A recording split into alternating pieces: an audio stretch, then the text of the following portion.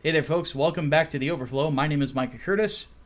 And I'm the Hatman, back from the production facility. Indeed. And I do apologize if I sound a little short. I'm kind of recovering from a migraine-ish. It's still kind of lingering. But as you can see behind me, I have moved my desk around. So, yeah, it's now now you got the paneling behind me instead of the drywall. So it's like a bit more of a interesting look. I've actually ordered a few posters, too, to put behind me. One is the cover of Thanos #6, the Jim Starlin run, the cover where he's kneeling at Mar-Vell's grave. Mm-hmm. Another one that's a Clayton Crane Venom, and then another one that is I want to say it's the Mighty Thor 316. It's the first appearance of Beta Ray Bill. Um, Let me check. I think that is 316. That sounds about right. No, it's 337. So I've got, Is it? yeah, it's 337, and I have all three Yes, it is. on order. They should be here this weekend, but I'm gonna wait to buy the frames for them until my next payday. So unless you guys want to buy them for me, link in the description. No, I'm kidding. But I want to reframe those, and I also want to reframe my Guts poster because the cheap ass frames that I bought for those are starting to show their age. I've had most of them for like 2 or 3 years now, so and they're just cheap plastic. The new ones that Walmart does, they're like this, like a faux hardwood almost, and they last a lot longer. So I'm gonna buy like, how many would I need for all of my posters? 1, 2, 3, 4, 5, 6, 7, 8, 9, 10, about 12 of them. So that's $100 easily.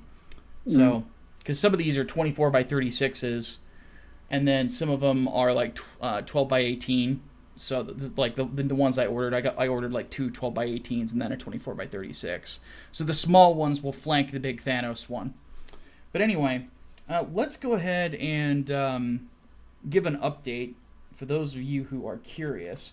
So Englewood, we have passed 350 backers. We're now at 351. This will remain on demand until probably the 10th of October is what we're planning on being the end date of our funding for this book. We're hoping to hit 15 grand, so we still got some ways to go. But if we do hit 15 grand, for those of you who are on the fence, aside from the fact that you're getting a really high quality comic here, we'll also be able to hire a professional letterer. I'm more than happy to do the lettering myself. I've always wanted to learn it, but I would much rather give you guys out there a professional job. So we're gonna update the stretch goals on there. It'll be the tier that says for me to sign everything. So basically, it'll be me signing everything plus a professional letterer gets hired. So, and I already know who I want to bring on. So it's just, you got to pay for good quality, and I've paid quite well for art, and I've realized as time has gone on that it's like I should probably pay for quality lettering too. So, and for the next project, I've already budgeted for it, so that's not even a big deal. So, but yeah, so that is the plan, and then of course, if all goes well, we are hoping to launch the campaign for 3 nights, 4 days in the last week of October, if not on Halloween itself. Given that it is a horror comic, I couldn't think of anything more appropriate. So, but yeah, I am super, super, super excited to bring this comic out to you guys. It's looking great. Brian does live streams of like everything he's doing on the comic. Seriously, watch them. He's fantastic at what he does. So yeah. I think that's really all to say there. So let's go ahead and get into the questions. So Hatman, as always, I will let you choose politics or entertainment. Let's get politics out of the way. Okay. Let's start there. Some of these look like they're going to be really, really quick answers anyway. Fair So, enough. Honest Whisperer asks, thoughts on Boris Johnson suspending Parliament? I don't agree with the method, but I think he had no choice due to Brexit constantly stalling. Well, they close Parliament every year then, don't they? Well, this was specifically so he could just get the no deal Brexit done. And now the news is Parliament has defied him and several Tories have actually voted against him. So now he will almost certainly have to call for snap elections in order to make Brexit happen. Because as it stands, it looks like there's not going to be a no-deal Brexit, and they're going to run out of time. And once again, when this happens, when you've got all this kind of chaos, Brexit doesn't take place, pretty much. Like, this is the plan to make sure that the vote is defied and Great Britain does not exit from the EU. Yeah, which really is suicide, I think, for the Labour Party. Because it is, but they're going to go through with it, and apparently the Lib Dems are on their side too. So suicide for them too. I mean, the fact of the matter is that the British people want out of the EU, and if this does not happen, what you can expect is that Nigel Farage's Brexit party will start going local too, and they will, well, you can imagine how it goes from there. Prime Minister Nigel Farage. Yeah, that is not what Jeremy Corbyn wants, but if he keeps going this direction, that's what Jeremy Corbyn's gonna fucking get. I guess Jeremy Corbyn wants chaos because Venezuela's in chaos right now. So yeah, why not envy that country? All right, next question. Diego Camacho wants to know thoughts on the error message on Trump's website showing an image of Hillary as president. Thought it was funny. It's not new though. It's been that for a while. I didn't know that was the error message, but that's funny. It is funny. Incel Mafioso wants to know opinion on Kristen Gillibrand dropping out of the Democratic primaries and Trump's savage tweet. Well, she wasn't going anywhere anyway. No, she was basically Hillary Clinton 2.0 and just running on the whole I'm a super feminist platform, and it didn't work for her. Yeah. So she had nothing to offer, and we're gonna get Trump savage tweets on all of these, so it's kind of like, second verse same as the first in a sense. Yeah, that's really all I have to say about that. The scary thought is just the possibility of some of these people actually winning the election. Because all of them are talking gun confiscation now, and that will lead to war. Oh, Beto is going all in on it. Yeah, he's pulling at 1%, though. It's if Joe Biden is saying that sort of thing. It's if Elizabeth Warren is saying that sort of thing, or Bernie Sanders, or Kamala Harris. Those are your front runners. Those are the ones I'm worried about. Everybody else, I don't give a shit. The problem is they're all starting to adopt their opponents' views. Like Warren has adopted someone's climate plan. Yeah. Whoever it was that was running exclusively on the climate change platform, she's adopted his plan just about completely. Yeah. They've all taken from Bernie's stuff. Yeah, I think that's Julian Castro you're thinking of. I don't think it's Castro. I think it was one of the smaller ones. It's either Castro or it's De Blasio. No, they're like pure climate change. It was one of the smaller guys. It wasn't Hickenlooper, I don't think. I don't know, but I don't chat. There's so comments, much. Whoever there's so much corrupt virtue signaling. It's hard to keep track of all of it. It really is. It really is. But no, that's the biggest issue is they're just picking and choosing from each person's campaign. So I am almost certain that the popular opinion is going to be, yes, we're going to have a mandatory buyback of all assault weapons, which goes one step further than the grandfathering them all in plan, which people have been criticizing for a while. If you're going to ban them, then there's still people who are going to have them because they'll be grandfathered in. Well, there you go. There's a more extreme version of the assault weapons ban.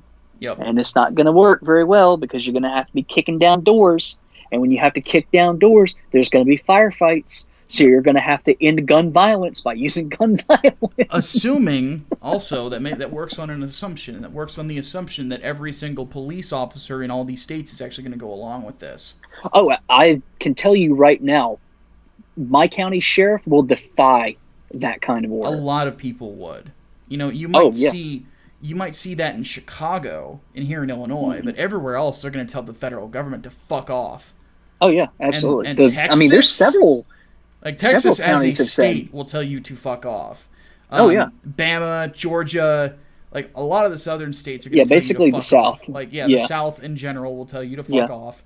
And there's just a bunch of individual counties that have said, they're sanctuaries for gun owners, basically. Yeah. Which, Well, and that the thing absolutely is, fine. this is how fucking idiotic the Democrats are, is that they don't realize that they have, like, the landmass of the United States that votes red overwhelms the amount of landmass that votes blue considerably.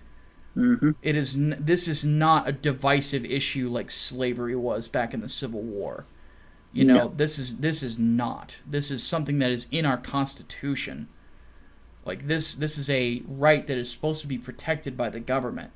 And then you would think that that we live in strange times in the idea that you think that people are going to just be okay with you violating the fucking Constitution when it protects so much of our livelihood. And that really gets me. It's like, you don't understand. You're going to cause another civil war. And it'll be a lot faster than the last one was. Mm-hmm. So, yeah.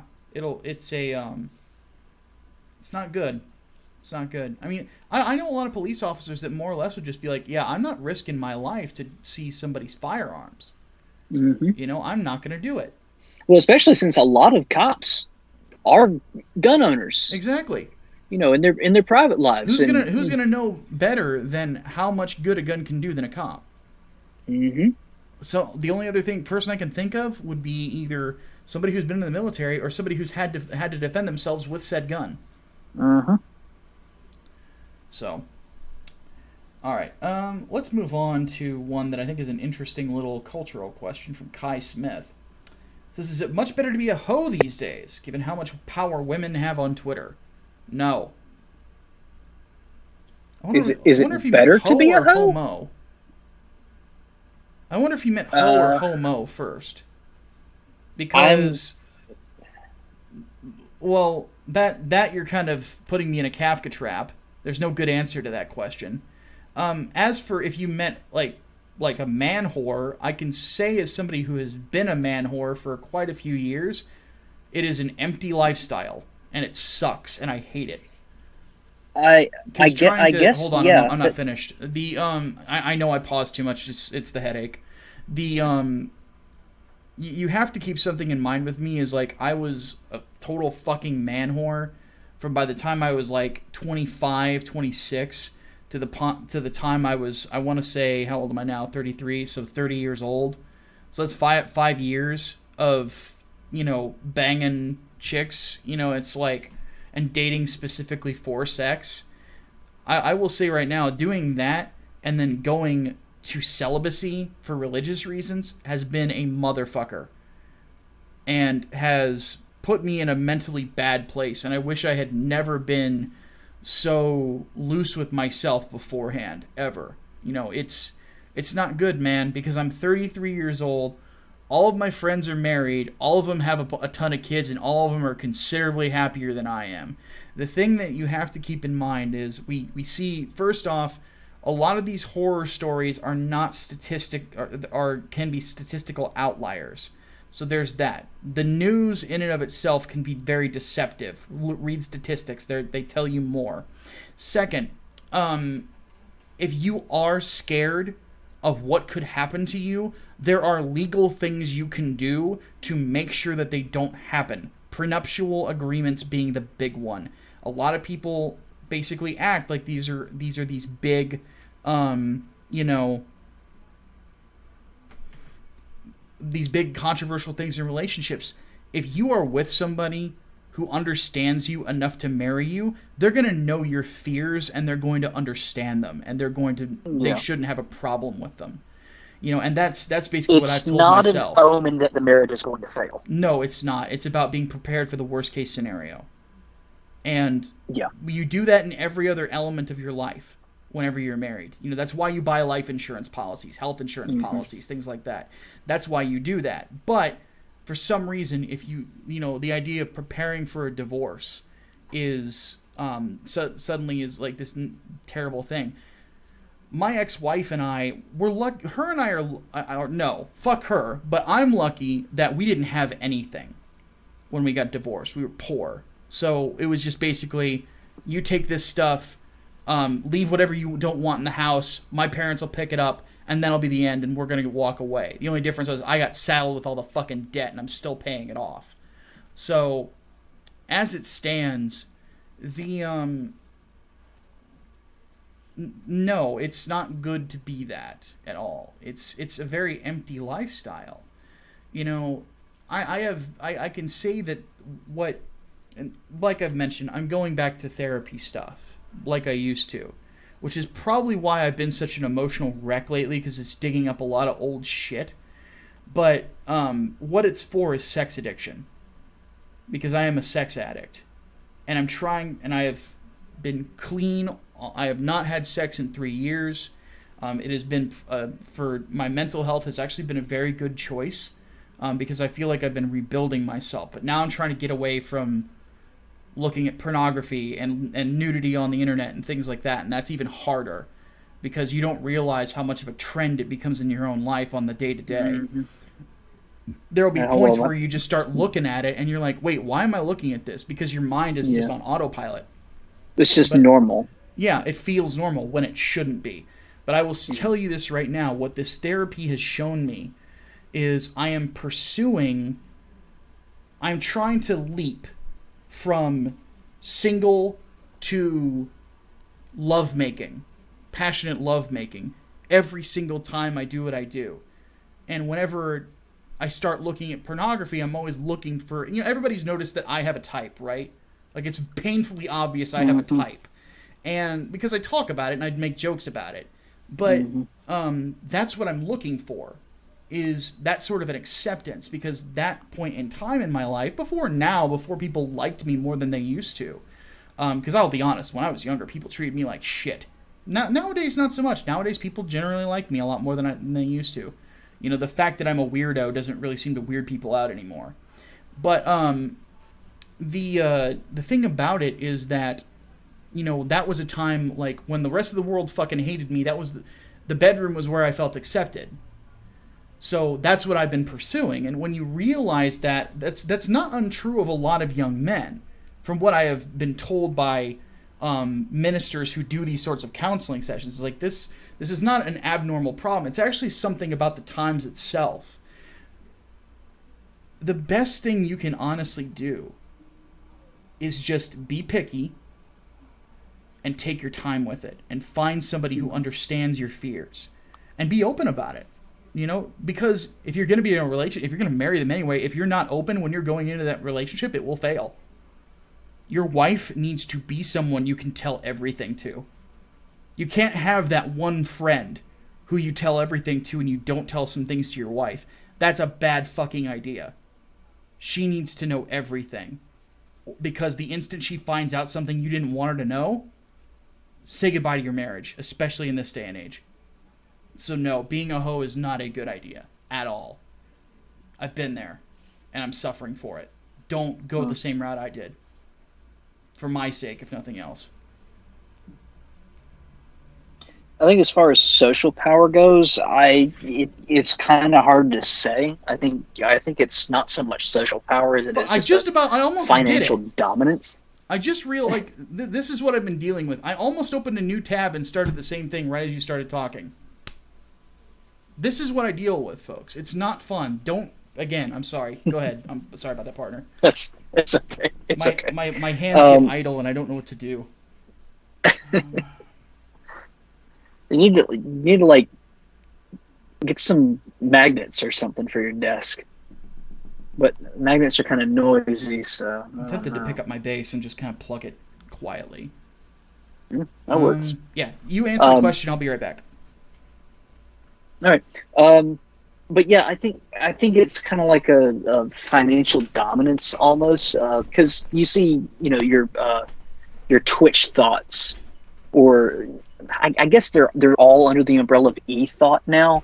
You know, the ones that have the lewd cosplay Patreon pages, you know, that sort of thing. You know, the ones that will sell you prints of them nearly naked cosplaying whatever character you want, and you're not going to know what to do with the prints because, you know, you can't exactly put them up in your house, but you can, you know, actually see more than the Twitter censor bars will let you see, and you're still having to pay like $50 for it.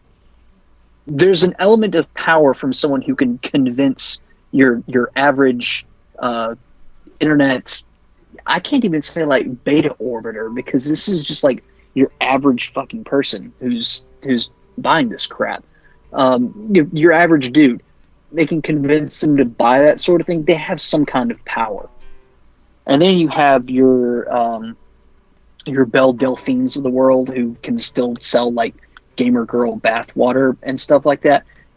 To be honest, I just say they're smart entrepreneurs more than anything else.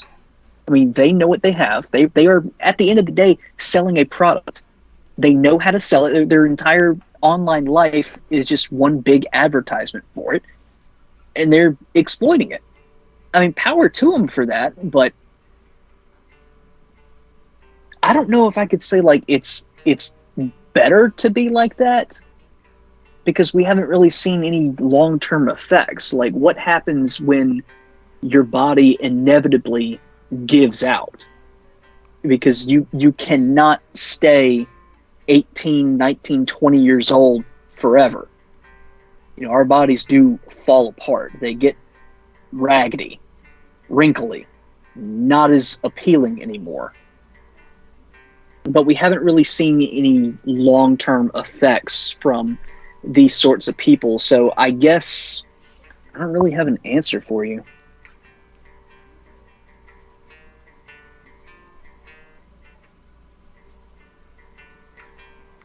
Yeah, being a thought seems to be a decent way to make money on the internet these days. Absolutely, it is. Which the part of me That's that the thing, is though. all You for don't. free enterprise is like, go for it. But the part of me that's a Christian's like, yeah, don't do that. That's the thing. You don't even have to be like conventionally attractive to do it either, because, you know, Momo-kun exists. Yeah, So you have to have like one feature. Like if you have giant boobs, which would be the Momo-kun factor, yeah, you're good there. You know, if you've got a shapely hind end, then you're good. You know, it is what it is. I mean, it's like half the girls in pornography, like when I was younger, I wouldn't even consider that attractive, at least not in the face. But if they were chesty or if they had, you know, great hips or whatever, then they're fine, you know. Yep. So, but anyway, I'm not speaking as if I fucked models or anything. So, but anyway, yeah, my answer still is going to be just from a spiritual level, from an emotional level, no is the answer you'll get from me. Hatman is not sure. So, Brian Gilmartin wants to know, have you read The Road to Serfdom by Friedrich von Hayek? If so, what are your thoughts? No. I have not read it. I haven't either. So, I've heard a lot of things about Hayek that I really need to read him. I don't have time to anymore, which sucks. I'm behind on videos as it is, plus being sick these last few days has killed me. The podcast really emotionally hurt me, like, badly, because just even thinking about it is just rotten, you know? Yeah, and some of the details that have come out afterwards are making it look a whole lot worse. Like he predicted it? Yeah, like he predicted it, and he was actively calling Zoe a pathological liar back in 2014. So, and he wasn't wrong. And then, yeah, well, and then his business partners throwing him under the bus like a second time today. You know, after saying, yeah, he got better and he had changed and he was a much better person for the last few years. And then the accusations came out, and I just couldn't help myself. Ridiculous. Got to keep rocks in your hands at all times nowadays, just in case you got to stone somebody to death.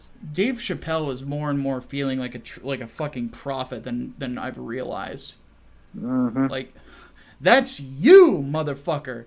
Like, with the whole The cancel culture thing. Like, Yeah. it's like, yeah, he's not wrong. No. Not wrong at No, all. he ain't. No, he ain't. And yes, folks, I'm making it obvious that I am indeed holding my bass if you didn't hear it in the background a second ago. I haven't actually played this in a month. I feel bad for it. Really? Yeah. Well, I don't... It's hard to make time for it with my mental stuff going on right now. Right. I think that as therapy goes along and I start to build better habits and get away from looking at pornography, then I think that I'm going to start playing a lot more. It'll basically become a new addiction, and I think I'll get really good at it. Yeah. I started learning 46 and 2 by Tool, which is not an easy song to play, but I'm a pretty good bassist, so as you can hear, you know. But anyway, I've gotten to a point where I can go like 2 days without looking at it if I really focus. But then it's like the third day is hard. So I'm trying to figure out day 3 now. And I think I'll get there. You just gotta find that perfect distraction. I mean, it took me a while to find one. You know, when I was at my really big low back in 2012, 2013. But cooking for me, that's what ended up doing it, of all things. Yeah. And right before all that happened, I was the kind of person that's like, I'm so bad at cooking, I could probably burn cereal. But no, you just got to find something that works. Yep. All right. Eclectic 1995 asks, have you seen the Distributists video about what kind of leaders conservatives need to build up their communities and the influence on the cultural landscape? What are your thoughts? I've definitely thought about the cultural aspect. I haven't seen the video. Dave and I have wanted to talk about this for a while, though. We talk back and forth on Twitter on occasion. But because one thing that I agree with him on, I don't agree with him on everything. He's a little further to the right than I am.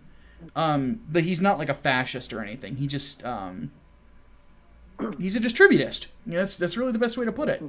And the whole thing with the way we are at right now is that part of the reason that a lot of people have seen community in and of itself die down is largely because we don't look at our politics on a local level anymore. We're only thinking of the national, which makes it easy to slide big government in. In some regards, excuse me, I'm choking on something apparently. In some regards, we look at the state level too. In some regards, not all states are going to be equal. Like I think you and I, our state legislatures are more involved. But, you know, for like a Wyoming or really just any four corner state, it's not going to be. Well, I think that part of that is because that much. Your state and my state have something in common in the sense where both have passed controversial legislation over the last few years that have brought us to the national center. Right. Which is an interesting little Micah and the Hatman factoid there. Right. Well, and North Carolina is going to be back in the news now because of the gerrymandering thing again. Yeah. And it's looking like the 2020 elections here in the state are going to be interesting because the abortion move that made our laws almost identical to New York's, very unpopular. So, yeah. A lot of evangelicals are going to be getting out and voting right, with this election. So, anyway, but one thing that I do agree with Dave on a lot of things is the idea that there is a cultural sickness that is brought about partially because our communities aren't as strong as they used to be. And I think that one thing that he and I will both agree on is that the fact that less people go to church now is a big part of it, because the thing about Christianity is it teaches you that there's something bigger than yourself, and that you should be involved with other people and helping them and showing them love, and a lot of the things that I've been saying in my videos lately about I'm using this term, a creator's culture, as opposed to anything else. I've always said that, or part of my personal theology has always been that if a creative person allowed themselves to learn more about God, when they create something, they would understand that it helps you become closer to Him in a lot of ways. You know, anytime I've written music or anytime I've written a story, I find that even though I don't intend it to be there, there are scriptural influences inside of it. You know, it's part of what I called that bleeding effect when I did that article for Bleeding Fool not too long ago. You know, it is the bleeding. It is that part of you that bleeds into your story. It's part of your natural values that right. you've come to. And as a Christian, you know, you will see some of those in the stories that I write. You know, and there are deeper themes there that come from Scripture that I'm quite fond of. And in fact, like, one of the characters in 3 Nights, 4 Days, his name is Dietrich, and he's named after Dietrich Bonhoeffer, my favorite theologian. And in Project Lazarus, there are going to be a couple of characters from C.S. Lewis's works, though I've tweaked them. They have the same name, but they don't look the same. Their characters are different too. So, but yeah, I agree in the idea that there needs to be more of a sense of community in this day and age, and it needs to not just be it can't be tribes, because that leads to conflict. You know, it needs to be healthy communities that have principles that are based on something. You know, and the good thing about Christian communities is that we're based on love, we're based on teaching people, we're based on elevating people, you know, and all for the glory of God. So we have something bigger than ourselves in mind. It's not an egocentric thing. And that's generally the reason that I think that a lot of these statist things tend to fall apart, is that they're ultimately pushing for something that perishes. And it, you know, when you're pushing for something in Christianity, you're pushing for something that's eternal. Right. Yep. That's my thoughts on it anyway. What do you think, Hatman? Well, I mean, it is what it is. You can't take shit with you when you're dead. Amen to that. So, your reputation, any kind of worldly possessions, of course, but yeah, I think, you know, in the long run, you know, among us humans, you know, what you got in life is what you got in life, and then what comes afterwards is what you're going to have forevermore. And it's all temporary here. So, one thing, church ended up leaving because its members kind of lost their minds, but you know, I learned some valuable lessons from them, and one of them was you major on the majors and you minor on the minors. You know, the little things you don't worry about. Don't beat yourself up because of the things that you don't have, or, you know, whatever is unnecessary for you to continue to live your life and do good to others. You know, those would be your majors, of course. But don't worry about a thing. That old song. Hakuna Matata? Not quite, but... Well, I'm told that it means no worries for all the rest of your days. True, but Hakuna Matata also kind of encourages laziness, so... Fair point. Don't get too into it, I suppose I should say. Yeah. Alright, on to the entertainment. The Autist Whisperer asks, thoughts on the latest Cyberpunk 2077 controversy? After reading that interview, I've decided to still get the game, but I might be done with CDP Red. So this is, I'm guessing, about the fact that they took away a gender option? Oh, yeah, it's just body type, whatever. I mean, yeah. I'm not bothered by it. Like, they're Things are always sort of gender-bent in Cyberpunk games anyway.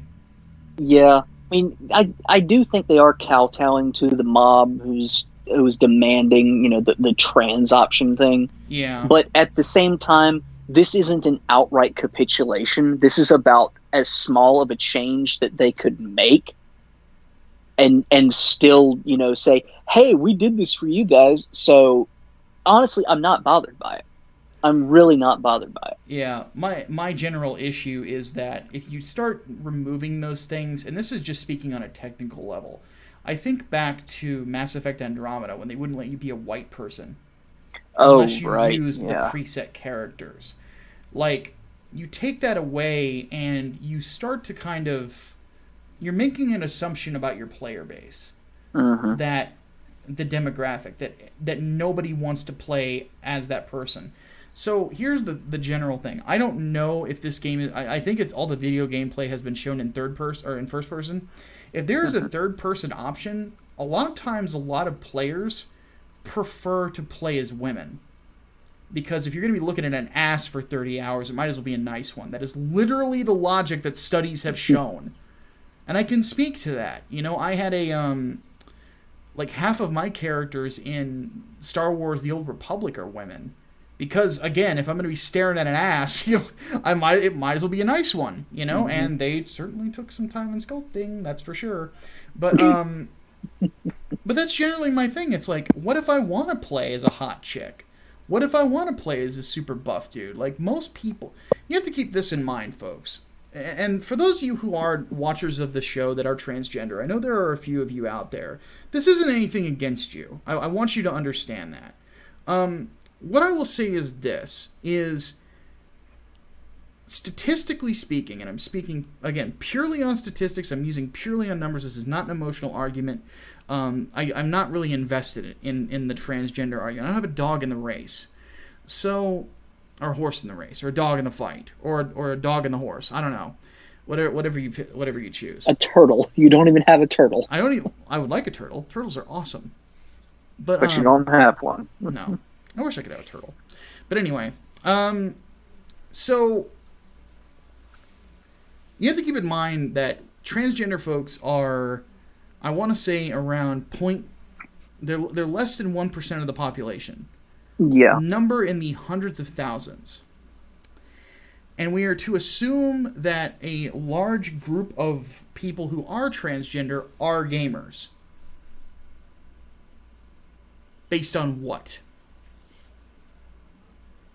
Most of your player base is going to be male and white. Mm-hmm. And if they want to create an avatar of themselves, they're going to be able to want to do that rather easily. You know? And there are quite a few women who play video games these days, more than used to. And I've noticed that women love RPGs. You know, like some of the most adamant female gamers I have seen in my lifetime, many of whom are my exes, were all RPG fans. Specifically BioWare games, but JRPGs as well.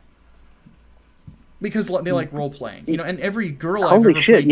that's it. Every girl I've ever played D&D with loved the character-building aspects. Whereas all the guys that were playing would rather do all the fights and bang all the women and all this other stuff. You know, which made for an interesting dynamic because it was basically like what happens when guys hang out with girls, you know? But anyway... you're making an assumption about your player base that I don't think is a good one to make. Mm-hmm. If you want to add an other option, or if you want to add, or just have male, female, or fluid, and fluid lets you do whatever the fuck you want, that's one thing. But taking the option out altogether, you're kowtowing at that point, you know? Mm-hmm. So, I will still be buying the game too, but I won't lie, I might refund it if it's too hard to create the character that I want. Or if I make a sexy woman, it looks like she's got a sausage swinging between her legs. So. There will be a bulge option. Yeah. Oh, if I'm going to make my sexy short-haired type, I don't want it to look like a dude, because I'm not attracted to men. Sorry, I'm just not. And I know that breaks some hearts out there, but I'm really not. There's going to be a trap indicator box. Oh, God. If you could put a neon sign on your head that just said trap, I'd be all over it. Then I would think about it. Oh, that's great. Given how much the games press and all this other stuff have go after CD Projekt Red all the fucking time, I want them to make a gender called game journalist. That is a 5'2" soy boy who has zero muscle and the Oh stats my god. the stats never go up. Even if you try to level up, your stats never increase. Oh my god. I want a game that I think one actually did a games journalist difficulty, but I want one that actually makes the game like ridiculously hard at the very end, so that they'll never be able to fucking beat it. No, I just want a That's all. games. That's all I want. I want a difficulty in Doom Eternal that's just called Polygon, and it just beats the game for you, and then it reviews the game for you. It takes you straight to the credits. Pretty much. It tells this epic story of the Doomslayer, and by the way, you won't experience it because you fucking suck. So that's what I would do. Like if I were ever a game designer, I would piss all over game journalists all the time. It would be awesome. Who was it that reviewed Astral Chain and said there's no there's no combo ranking system, but it turns out that there wasn't on the easiest difficulty. It was only on like normal and above. Yep. It just outed him completely. I love it when shit like that happens. Oh, I love it. Absolutely, man. All right, let's move on. Swordsman100 asks, thoughts on Marvel removing Mark Waid's anti-America speech from Marvel 1000 before it reached print? I'm wearing my Mark Waid is a prick shirt, actually.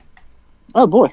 So, by the way, you can buy one of these. We've only had one order so far, so seriously, fucking buy one. It's $20. Yeah, we have stock. Yes.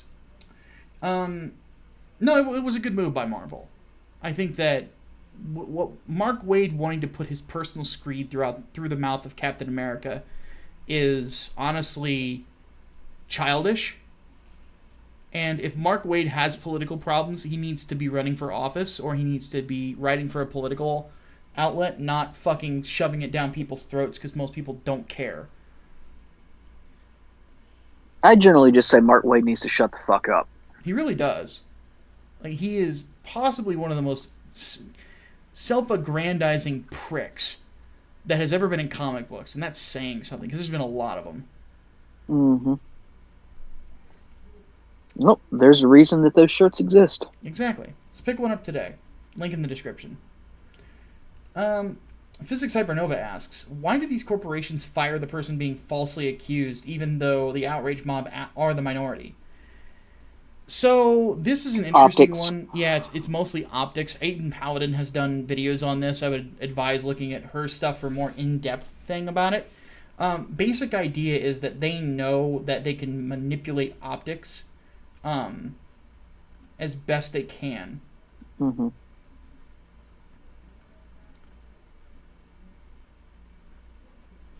Not to mention when half of the people that are beating on their doors, trying to get them to act, are, members of the enthusiast press that are going to write hit pieces about them if they don't acquiesce.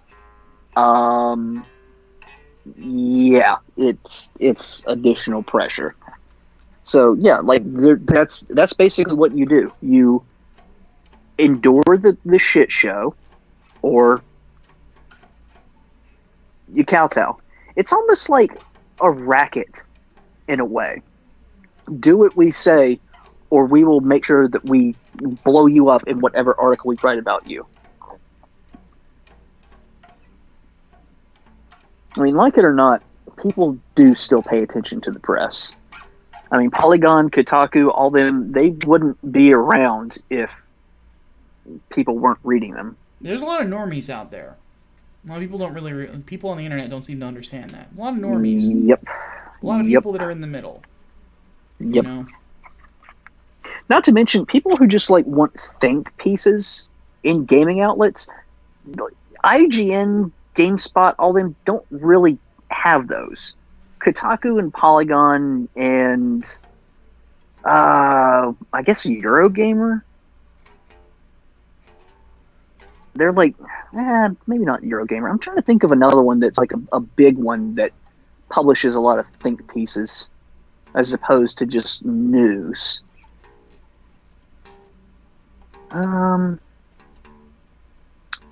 N4G maybe? I don't know. But yeah, it's a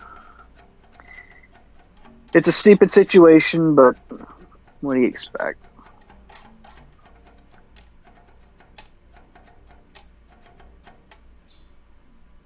Violent Pornography is a good song. I actually remember there was a live stream I was doing once where I was actually playing that. And somebody goes, Micah, what song is that? It sounds awesome. Micah, it's called Violent Pornography. And they're like, no, seriously, what's it called? I'm like, it's called Violent Pornography. Choking chicks and sodomy. Just like the sort of shit you see on your TV. For those who don't know, I'm a big System of a Down fan. Well, up until Mesmerize. But, Mesmerize was so bad. But no, I love System. They're so fun. I was about to say, I was just listening to Toxicity while I was cleaning screens today, so. But yeah, it's optics, and they think they can control it. And the only thing you can do is fight back. Yep. All right, Crystal. Just Wing. have to have a. Oh, go ahead. You really just need like one person to finally stand up and say, no, fuck you guys. When people figure out that it's safe enough for one person to stand and fight, they'll fall in line. It's a lot of follow the leader there. Which is why I'm somewhat convinced that Zoe Quinn's time in the spotlight is coming to an end, because I do believe that someone is going to turn on her completely soon. Oh, and when they do, and that's going to open the floodgates. Well, of some important people that I have spoken with in the past, none of them, and this is, journalists, developers, what have you, none of them have a high opinion of Zoe Quinn. I didn't think they would. Well, that's the thing. Usually you put them in her circle, but they do not have a high opinion of her at all. It's in at least one case, abject hatred. Which is so funny, given how they'll always use her like a fucking cudgel against people. Well, it's political reasons. It's convenient. Well, that's what I figured. She's. It's better to have her as an ally than an enemy. Is the logic behind it? But I think once that first domino falls, then you'll see the reaction. Well, the last time that somebody did it was like she accosted somebody at a fucking wedding, and the games press fucking buried it. Well, that was right after the Zoe post went up too. That's true. So timing and everything. Yeah. But I think now once she comes back to social media, once the article drops about, oh, look how much of a victim she is, somebody's finally going to come out and say, actually, she's not a victim. She perpetrates stuff all the time, and she's allowed to get away with it. And she probably has undiagnosed narcissistic personality disorder or borderline, and she needs to be stopped. Yeah. Speaking of Quinn, Crystal Wing asks, I have a fear that what Quinn has done is only the beginning. People are everywhere that are like this, and they have vast amounts of power. They're getting worse. Can we stop them? Yes, it's just going to take time. Mm-hmm. Time and information. That's why I said, like, the key thing that wins people over is information. Mm-hmm. If you can bring stuff forward to people that goes beyond the lies, that's the way to win. But a lot of people tend to just quit. And before they even start, which is really weird to me. Well, I think people who get accused need to fight back too. Yeah. Like, what Vic Mignogna is doing right Vic now. Vic needs to be the rule, not the exception. Yeah. Yeah, because Vic, I mean, like, even when Me Too was going on, like, Jeffrey Rush got accused, and he filed a lawsuit almost immediately. Yep. And then that shit got shut down. Exactly. Like, oh, actually, turns out it was bullshit. Well, see, there you go. Well, for a lot of people, they're scared of the courtroom because that's where evidence rules. Mm-hmm. And if there's no evidence, it's not going to go anywhere. Yeah, exactly why they prefer to use the court of public opinion, because there's no due process there. There's no standard for evidence. It is quite literally witness testimony stands, judgment guilty. Exactly.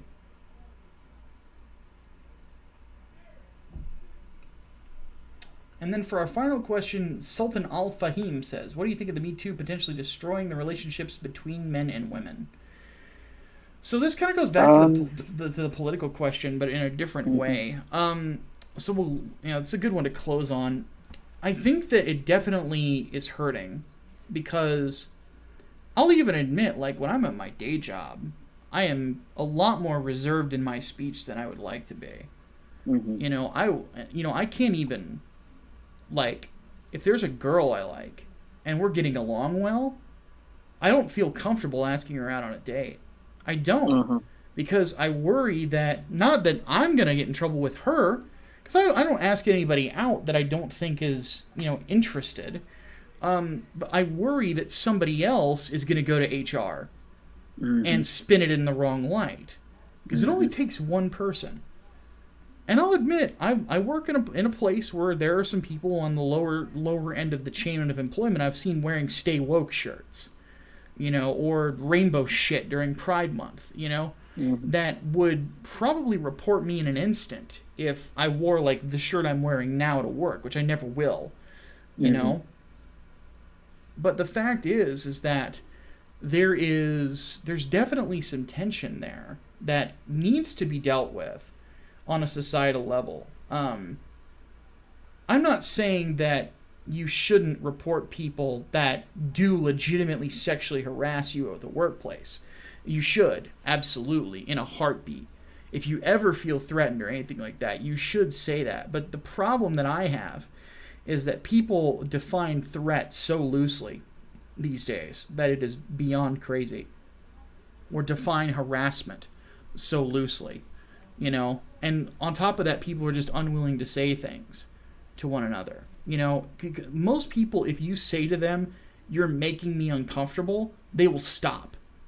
It's very rare that you'll get that one guy that keeps pushing, even though you say that. In which case, that's why you've got your HR departments and stuff like that. Yeah. So, but no, this is definitely not good in a time where relationships between people groups have become much, much worse. And I blame progressivism for that, for its influence, and for it, which I think that we had 8 years of it when Obama was president. I think that it just wore people out. But ultimately, the change has to be made person to person. We have to come to a conclusion that we need to start treating each other better. Right. I think a lot of it has something to do with how we've changed just in our everyday communications too. Because talking through screens, digitally, text messaging, tweeting, what have you, instant messaging, that's become basically the norm. So I think to a degree we've started to forget how to actually interact with each other in real life.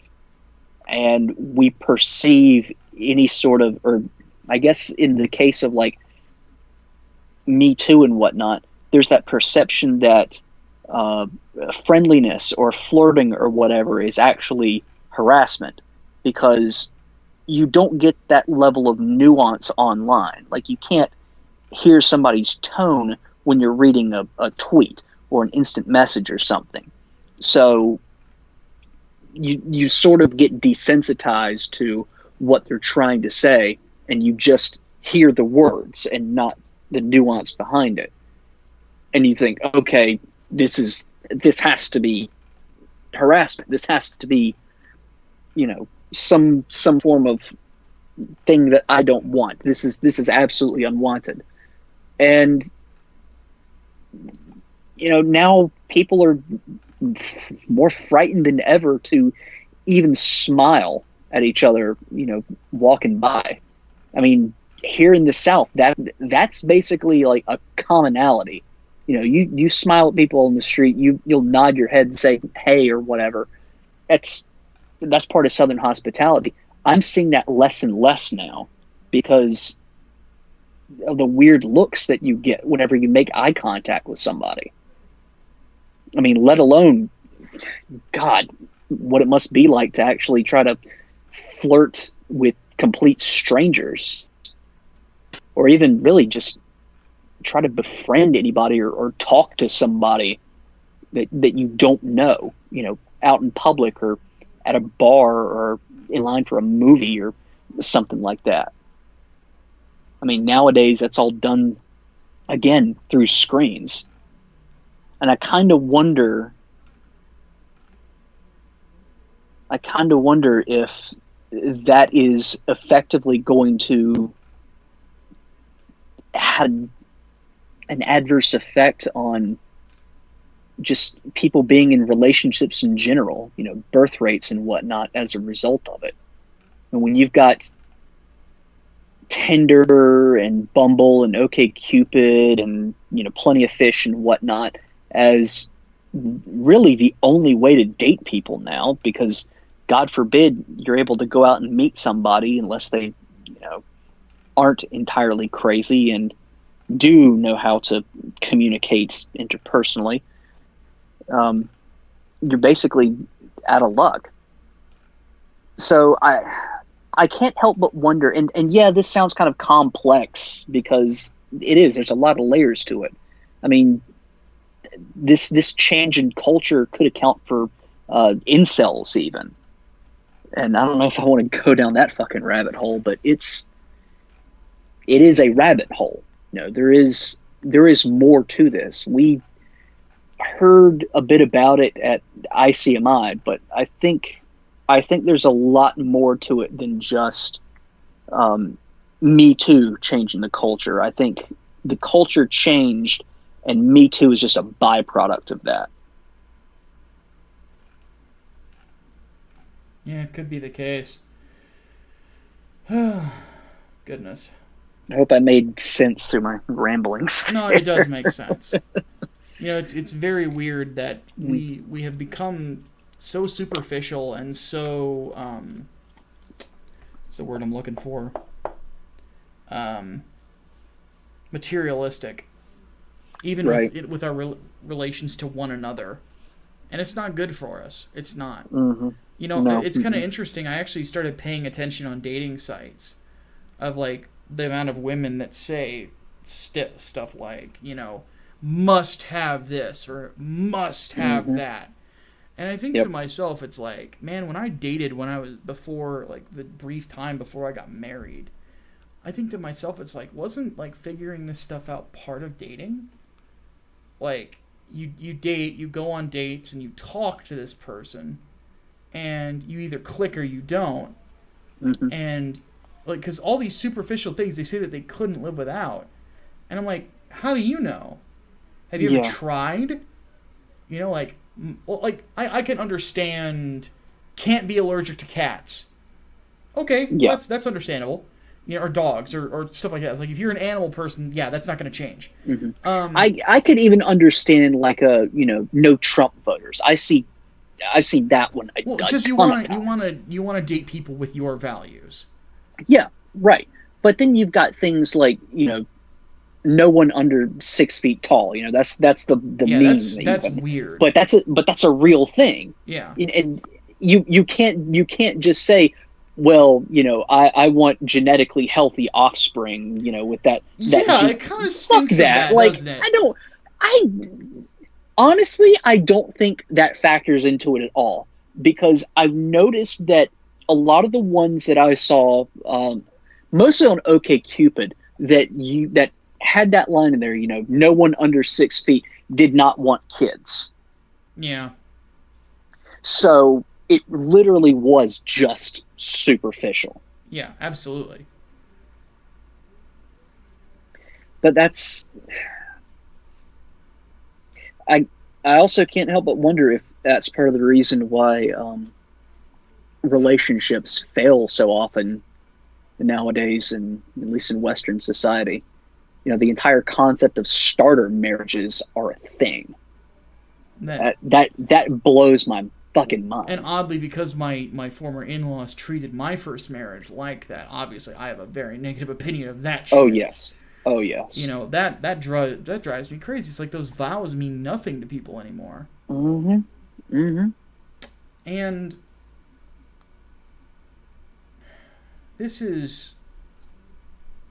this is one thing that I do find. I kind of wonder if the Zoomers are going to save us all. Because it's the Zoomers that I see saying, no, I want somebody who takes till death do us part seriously. Mm-hmm. I need somebody who wants to be there till I die.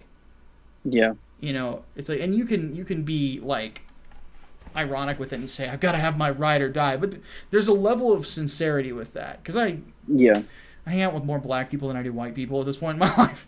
Well, that's been true of most of my life, actually. But they, and the one thing that's great about hanging around black people is that they don't play games with you. Unless you're just being goofy. But, that's everybody. But they really don't like to play games. They like to be honest with you about what they're thinking. And I prefer that to...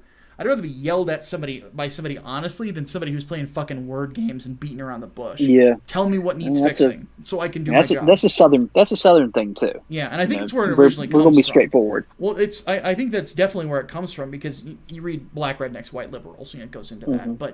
But anyway, the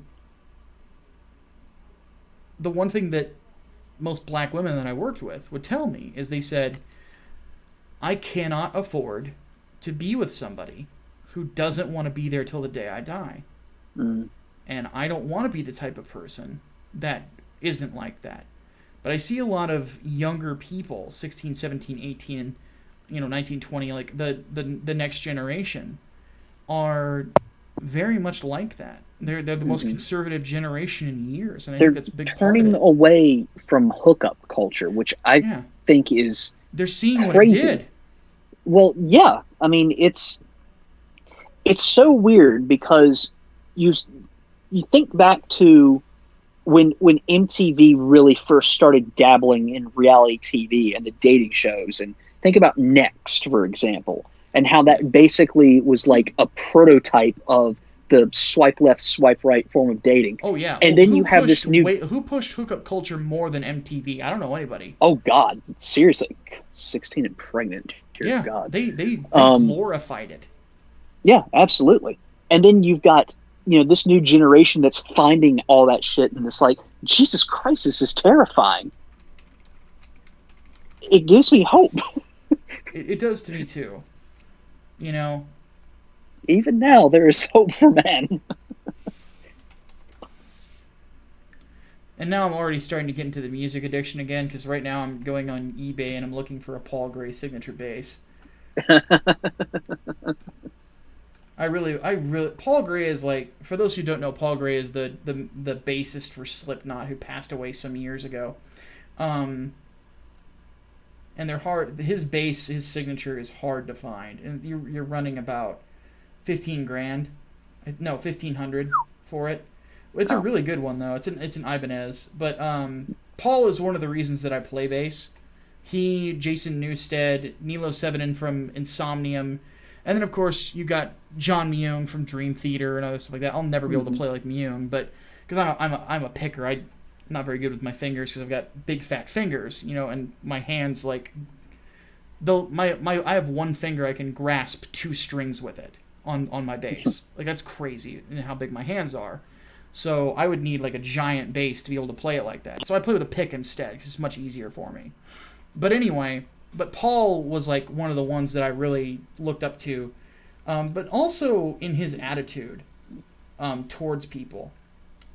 He was apparently like one of the most loving people you would ever meet. He was all about loving people. He was all about trying to be even though Slipknot plays this fucking angry as shit music, he was all about, being cool to people and being kind and spreading love and stuff like that. I'm like, because his parents apparently are like big hippies, but I'm like, yeah, that's so.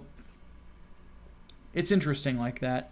Some of the bassists that I love so much. So, anywho, I think we're out. I guess the conclusion is that the only hope it lies in the boomers and that game journalists are trash. Yeah, pretty much. So after we inevitably fight the Civil War, after President Beto, we will have to leave things in the hands of the Zoomers. to resurrect this great nation that we know as America. Oh, dear God, we're all going to die. I'm kidding. All right, folks. Well, let's evacuate to space. Yeah. So, in all seriousness, though, we do appreciate you watching. Please don't forget to like, share, and subscribe if you have not already. It's been a pretty good overflow. Also, don't forget to back Englewood if you have not already. Keep in mind, we're still in demand. We're hoping to hit the first stretch goal of 10K soon, and hopefully the 15,000 before we close the whole thing out. So, let's go ahead and take off. My name is Micah Curtis, your favorite vanilla gorilla. You're not going to do the chest pounding? I've got a bass on me. Oh, well, that works. I'm the Hatman. I don't have a bass on me. No, he doesn't. We'll see you guys next time. Davis Vault. Davis Vault.